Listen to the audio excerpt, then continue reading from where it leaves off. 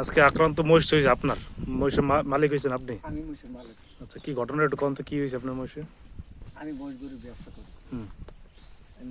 আমি মহিষ বিক্রি করার জন্য কিনি। মহিষ কিনছি চাউলের পরা, ওপরে আঙ্গার পরা আছে, এই আঙ্গার পরা দিয়ে মহিষ কিনে বাড়ি আনছি। আমি 7 থেকে 8 দিন তোমার মহিষটা বাড়ি পালছি। তারপর সপ্তাহের বাজার আইছে আমতলি, বুধবার বাজারে নিয়ে গেছি। বাজারে নিয়ে যাওয়ার পরে যখন গাড়িতে নামাইয়া উড়ান ধরছি বাজারের ভিতরে, আমি মহিষের দড়ি দড়ি আগে আডি আর মহিষ পিছানে হাত লাভ দিয়ে আই আমার বাজাইয়া মহিষে 30-40 হাত উপরে ফেক মেরে ফেলাই দিয়েছে।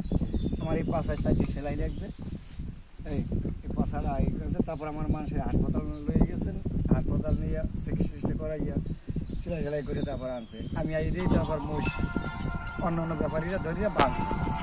বাঁধার পর ওখানে সারাদিন রয়েছে। রাত্রে একটু আইছে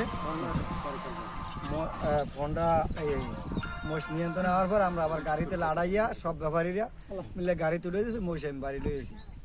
আর আমি কইলাম কি, মহিষটার তো একটু পানি খাওয়ান লাগে, কাল সারাদিন কিছু খায় নাই।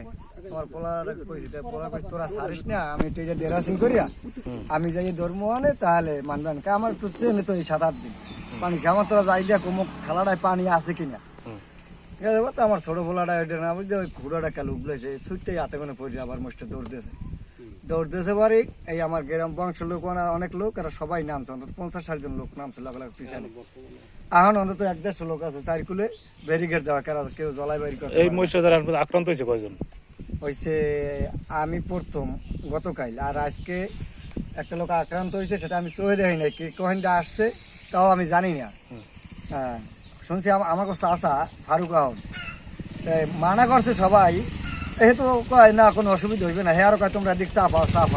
আর ব্যাপারকে আত্মাও ধরে, তারপর ইয়া না, উনি তো সরল মাইন্ডে মনে হয় যাওয়া ধরছে। আর উনি তো আমার উপকারের লোক গিয়েই আসছে শুনিয়া যে বাড়ির মহিষ, ঠিক আছে যাই। তো সেক্ষেত্রে হ্যারে নাকি একটা গাই দিয়েছে, তাও তো হ্যারে আল্লাহ বাঁচাইছে নাইলে। এই অবস্থায় আমি এখন পর্যন্ত কি পদক্ষেপ নিয়েছেন আপনি?